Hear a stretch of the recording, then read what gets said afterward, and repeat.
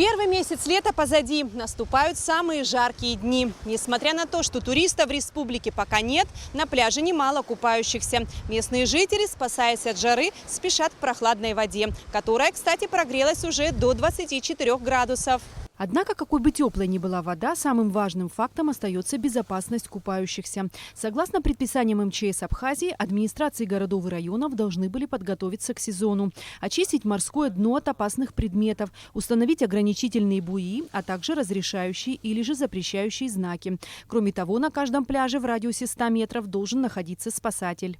Мы начали работу по пляже буквально в конце мая. Приходили ко всем главам администрации и выдавали им предписания, что должно быть на пляжах. К сожалению, они не успели к данному времени подготовить пляжи. Мы к ним приходили и 5 июня, они попросили еще время. Мы, естественно, доложили министру, мы сразу же не можем сами такие действия делать, продлевать и так далее.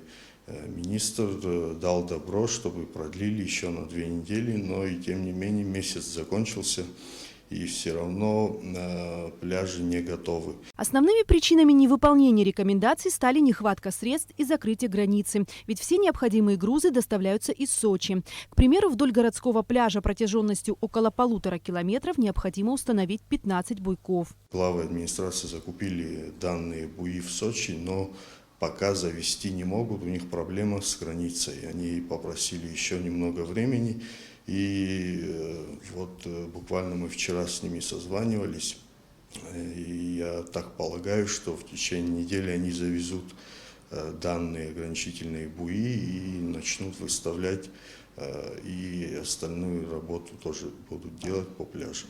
Что касается качества морской воды, санэпидемстанция республики с мая по октябрь еженедельно берет пробы на наличие патогенной флоры. За май месяц только в одном случае не соответствовала проба, и за июнь месяц в 2 случаях пробы не соответствовали требованиям, предъявляемым к морской воде. Причем это в зонах водосброса. Там, где может действительно попадать в воду загрязнение антропогенного характера. Во всех остальных случаях вода у нас на сегодня показывает очень хорошие результаты. По словам Аллы Беляевой, лучшее состояние воды по санитарным показателям наблюдается в районе Маяка. Пляжи, расположенные от бетонного завода до въезда в город, главный санитарный врач столицы рекомендует для купания. Также в этом году хорошие показатели дали пробы воды в районе медицинского пляжа и реки Киласур. Самыми неблагоприятными местами для купания считаются так называемый собачий пляж, который находится в устье реки Беследка, и район, где в море впадает река Адзапщ. Эсма Гуланзе, Алексей Баструков, Абхазское телевидение.